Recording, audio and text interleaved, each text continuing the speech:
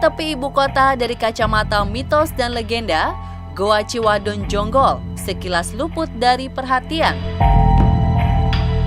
Konon, petilasan leluhur yang terletak di Kabupaten Bogor, Jawa Barat ini memiliki keistimewaan tersendiri. Salah satunya, ujung dari goa yang ditemukan pada tahun 1960-an ini menghubungkan beberapa titik dengan jarak ratusan kilometer. Salah satunya kawasan Pelabuhan Ratu, Pantai Selatan.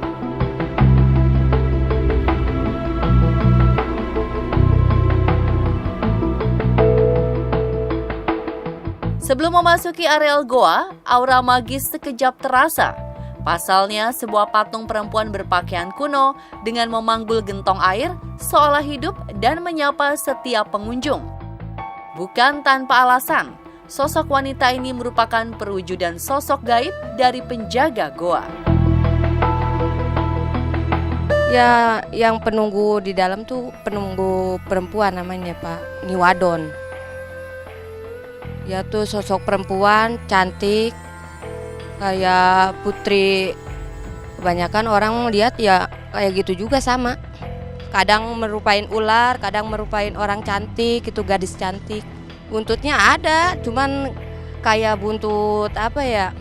Kayak buntut itunya atasnya itu seorang perempuan, bawahnya itu ular gitu.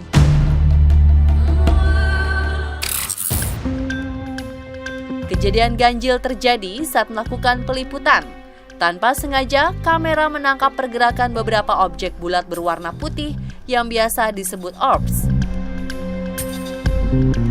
Objek misterius yang biasa tertangkap jepretan foto ini perlahan memuai hingga akhirnya menghilang.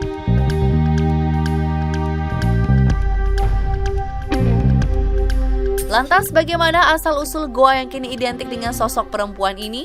Misteri apa saja yang terpampang di dalam Goa Ciwadon?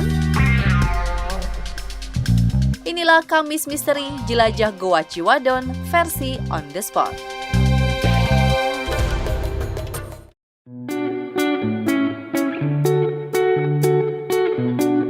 Untuk menjangkau Goa Ciwadon, terlebih dahulu kita harus membelah perkampungan yang sebagian besar mampu dijangkau kendaraan roda 4. Jika menjumpai hamparan sawah pemandangan indah, sebuah tanda jika perjalanan telah sampai di surga tersembunyi di wilayah Gunung Leutik, Desa Cibodas. Areal Goa Ciwadon menyajikan pesona alam berbeda. Beberapa lokasi dihiasi sedemikian rupa dengan beberapa instalasi menarik untuk melepas penat pengunjung. Menapaki jalan menurun, akan tampak sebuah pohon kiara berusia ratusan tahun yang seolah mengakar pada mulut goa. Siapa sangka, di bawah bumi Jonggol terekam residu jejak peradaban masa silam. Sebuah pengalaman magis bagi para jiwa petualang. Termasuknya itu mitos gua hantu gitu. Ceritanya masih saya memberanikan diri gitu Pak. Ya saya berani aja gitu masuk, tapi udahnya mas saya udah kapok lah melihat ada bayangan hantu, bayangan sosok perempuan.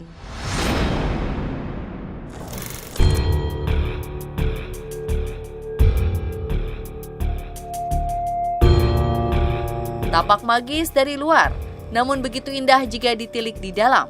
Untaian stalaktit dan stalagmit yang menjuntai menambah syahdu suasana sejuk dalam goa dengan topografi menurun ini. Apalagi di langit goa terdapat lubang besar yang mengizinkan semburat matahari menyinari dalam goa. Untuk sementara, jarak aman bagi pengunjung mencapai 300,2 meter. Guna mengeksplorasi lebih jauh, diperlukan kemampuan menaklukkan aliran air yang tersimpan di dalam bumi. Emang panjang Pak, dari sini ke bawah, ketemu air, menyelam dulu 2 meter, baru masuk lagi ke sana, hampir sekilo yang udah pernah ketemu sama bapak saya. Makanya di sini katanya ada yang tembusan ke Pelabuhan Ratu, ke Pamijahan, ke Mekah kemana gitu katanya ada. Cuman ya itu bahkan di sejarah Pak. Kalau dia percaya apa enggaknya mah itu mah terserah orangnya gitu. Bapak Atam adalah juru pelihara Goa Ciwadon selama puluhan tahun. Lelaki Parubaya ini merupakan generasi ketiga dari penemu Goa Ciwadon bernama Eyang Saleh, seorang tetua wilayah yang saat itu mendapatkan gangguan hama hewan yang tiba-tiba merusak komoditas pertanian masyarakat setempat. Anehnya, hewan-hewan tersebut lenyap seketika tanpa tahu di mana sarangnya. Lewat sejarah lisan, pada tahun 1960, Eyang Saleh mendapat firasat mimpi perihal sumber hewan yang menyerang. Dia kan nanam pisang, nanam cabai, nanam padi gitu, padi huma. Lama-lama ada binatang-binatang gitu yang ngerakus, ya mungkin suka ngambilin cabai kayak apa, ngambilin singkong, jagung gitu.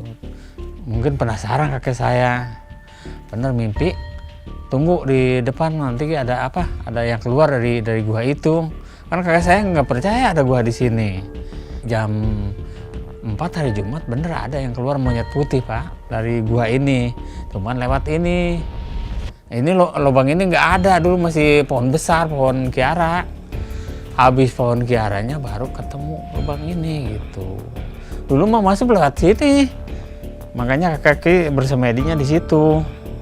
Di situ ya ada yang pengakuan yang menunggu di sini, Ibu Cinewadon katanya. Kala itu Eyang Saleh bertemu kera putih yang masuk dalam sebuah lubang kecil.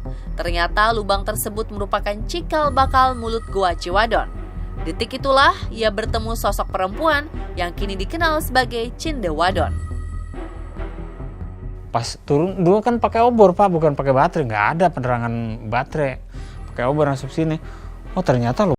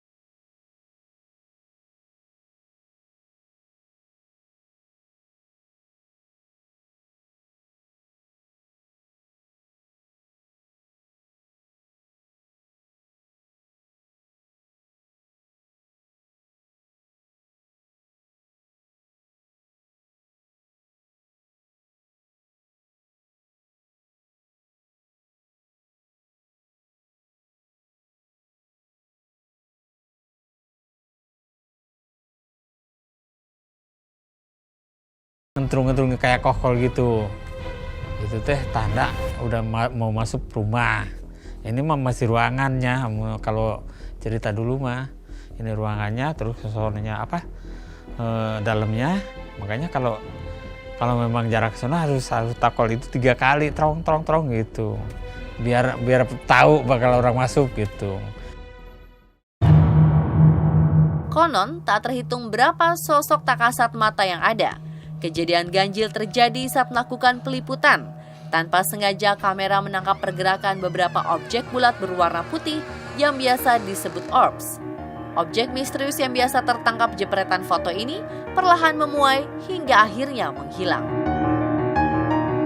Ya banyak sih Pak, ada yang ngelihat kayak ada ular gitu, ular besar. Ya seminggu yang lalu kan hari Sabtu Minggu suka rame gitu di sini Pak.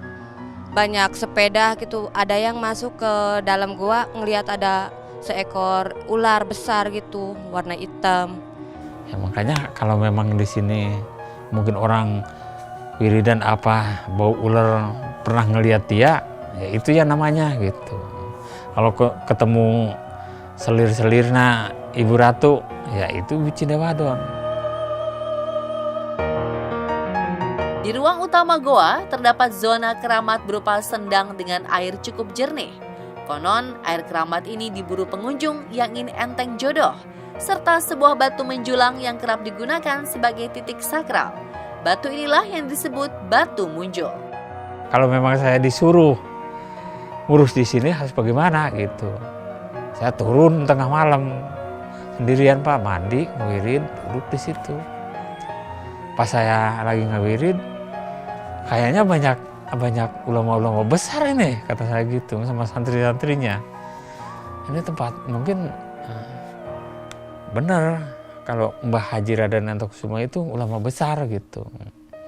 Udah mandi, ngawirin gitu. Tapak di situ.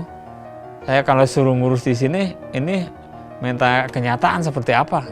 Kejadian Pak, waktu duduk saya hampir mau jatuh. Kayak gimana ya, kayak air gitu-gituan gitu, kayak umpal-umpalan. Apa, kanan kiri kayak gitu, kayak gempa. Nah ini mati nih sih kata saya. Saya kan mohon lagi, saya percaya gitu ada penunggunya sini.